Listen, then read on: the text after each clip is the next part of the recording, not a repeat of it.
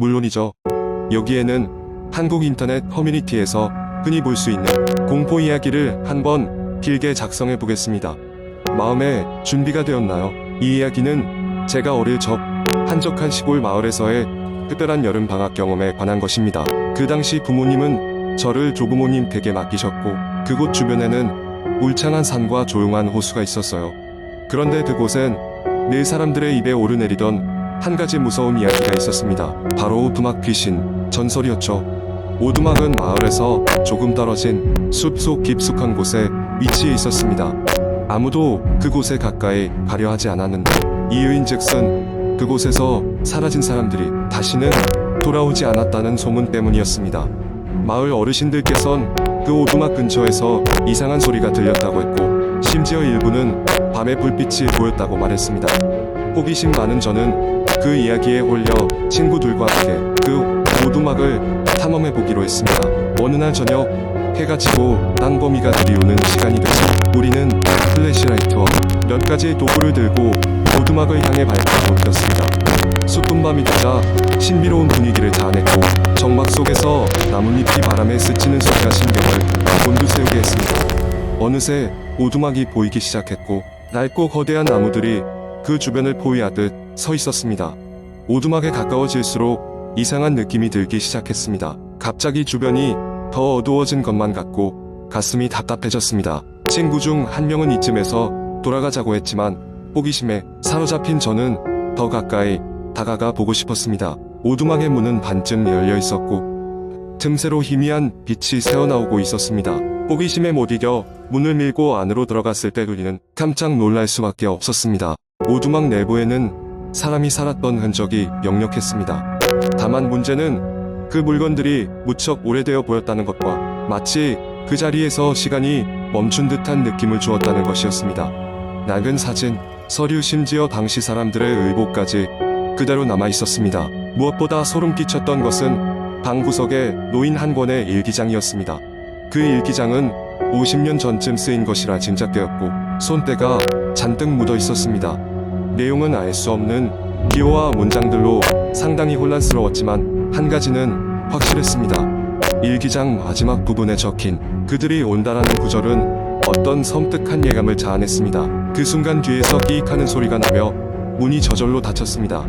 우리는 비명을 지르고 문을 열고자 했으나 꿈쩍도 하지 않았습니다. 플래시라이트 불빛이 가물거리며 위기감을 더했고 갑작스럽게 방 전체에 차가운 기운이 스며들었습니다. 우린 마른 침을 삼키며 서로를 부둥켜 안고 떨고 있었는데 누군가의 발소리가 들렸습니다. 점점 가까워지는 소리. 친구들 모두 공포에 질려 서 있기만 하다가 마지막 용기를 내어 창문을 깨고 밖으로 빠져나왔습니다. 눈앞에 펼쳐진 달빛 아래에서 우리는 힘을 다해 오두막을 떠났고 숲을 빠져나와 마을로 돌아왔습니다. 다음날 어른들은 우리가 본 것에 대해 들은 후 깜짝 놀랐고 버사와 함께 그 오두막을 다시 조사했습니다. 그런데 놀라운 사실이 있었습니다. 우리가 직접 본 그 일기장과 물건들이 온데간데 없이 사라져 있었던 것입니다. 마치 우리가 만들어낸 환상처럼 아무런 실체도 남아있지 않았습니다. 그 이후로 마을에서는 밤이 되면 항상 불가사의한 빛이 오두막 주변에 떠돈다는 새로운 전설이 생겨났습니다.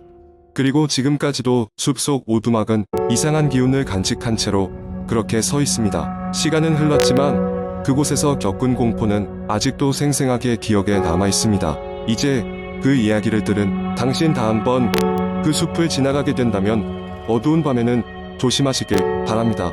누군가 당신을 지켜보고 있을지도 모르니까요. 두 번째 이야기. 몇 년 전 나는 서울 외곽에 위치한 한 조용한 마을로 이사를 가게 되었다.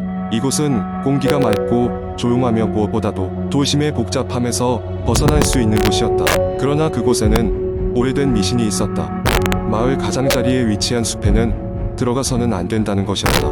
마을 사람들은 그 숲에는 오래된 무덤이 있어 그곳을 어지럽히는 이들에게 저주가 내린다고 믿고 있었다. 처음에는 그런 미신을 그저 허황된 이야기라 생각했다. 하지만 얼마 지나지 않아 나에게도 이상한 일이 벌어지기 시작했다. 이삿날 밤 나는 극장 안에서 낡고 자라 해진 일기장을 발견했다. 호기심에 이끌려 읽어보니 그것은 전에 이 집에 살던 어떤 아이의 것이었다. 그 일기장에는 한 가지 공통된 주제가 있었다. 바로 숲에서 노란 눈을 가진 존재를 봤다는 것이었다. 아이는 그 존재가 매일 꿈에 나타나 자신을 숲으로 이끌려 한다고 썼다. 그 일기장을 읽고 나는 그저 겁이 많은 아이의 상상력일 뿐이라고 생각했다. 그러나 그날 밤 나는 이상한 꿈을 꾸었다. 꿈속에서 나는 어느덧 숲의 가장 깊은 곳에 서 있었고 어디선가 누군가의 속삭임이 들려왔다. 돌아가지 마. 그 소리는 반복해서 내게 말했고 갑자기 뒤에서 찬바람이 불어왔다.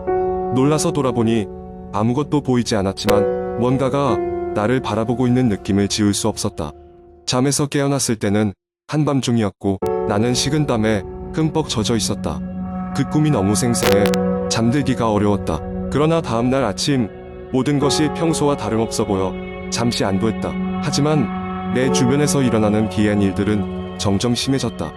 밤마다 이상한 소리와 속삭임이 들려오고 어떤 날은 창밖에서 누군가의 그림자가 스쳐 지나가는 듯한 느낌이 들기도 했다. 마치 그 꿈이 실제로 벌어지는 것 같았다. 그래서 나는 용기를 내어 이 마을에서 오래전부터 살아온 할머니에게 자문을 구했다. 할머니는 내 이야기를 듣고는 심각한 표정으로 그 숲에 대해 말씀해 주셨다. 그 숲은 오랜 세월 동안 여러 사건 사고가 있었고 사람들은 그것을 마을의 저주라 여기고 있었다. 그리고 노란 눈에 대한 이야기는 과거에 실종된 아이들 시체가 발견된 곳에서도 나왔다고 했다. 나는 이대로 이 상황을 방치할 수 없다는 생각에 마음을 먹고 숲을 향했다. 이번에는 혼자가 아닌 협동심으로 무장한 몇 명의 친구들과 함께였다. 우리는 손에 손전등을 들고 천천히 숲으로 들어갔다. 상치 못한 장면에 당황할 수밖에 없었다. 무성한 풀숲 사이로 마치 누군가 의도적으로 만든 듯한 작은 길이 있었고 우리는 무심코 그 길을 따라 다녔다. 길을 따라 한참을 걷다 보니 우리가 도착한 곳은 마치 오래된 의식이라도 벌어졌던 것 같은 원형의 공터였다. 중앙에는 오래되고 낡은 돌비석이 자리 잡고 있었다. 그때 갑자기 주위의 기온이 급격히 떨어지면서 밝게 빛나던 손전등이 꺼지고 숲속은 어둠에 휩싸였다. 순간적으로 공포가 엄습해 아무도 말을 하지 못했다. 근데 그때 나를 비롯한 모든 사람들은 같은 것을 보았다. 어둠 속에서 서서히 모습을 드러낸 것은 바로 노란 눈을 가진 실루엣이었다. 그것은 쉿소리를 내며 우리에게 다가왔고 그때 옆에 있던 친구가 비명을 지르며 도망치기 시작했다. 우리 모두 놀라 정신이 나간 듯 숲을 빠져나오기 위해 달려나왔다. 그 후로 그 이상한 꿈은 더 이상 꾸지 않게 되었고 마을에 대한 두려움도 사라지는 듯했다. 하지만 가끔씩 무심코 창밖을 내다볼 때면 여전히 어딘가에 노란 눈이 나를 지켜보고 있는 듯한 기분이 들곤 했다. 결국 나는 몇 달 후 그 마을을 떠나게 되었지만 아직도 그 숲과 노란 눈의 존재는 나의 기억 속에 강렬하게 남아있다. 지금도 가끔 생각한다. 그 마을의 저주가 진정한 저주일까? 아니면 단지 내 상상 속의 한 조각이었을까? 세 번째 이야기. 제가 어렸을 때 할머니 댁에서 여름 방학을 보낸 적이 있었습니다. 할머니 댁은 산속 깊은 곳에 위치한 오래된 한옥이었는데 주변에는 심리적으로 으스스한 분위기를 주는 나무들이 빽빽하게 둘러싸고 있었습니다. 그곳에는 작은 마을이 있었고 마을 주민들은 대부분 고향을 떠나 젊은이들을 거의 볼 수 없는 조용한 곳이었습니다.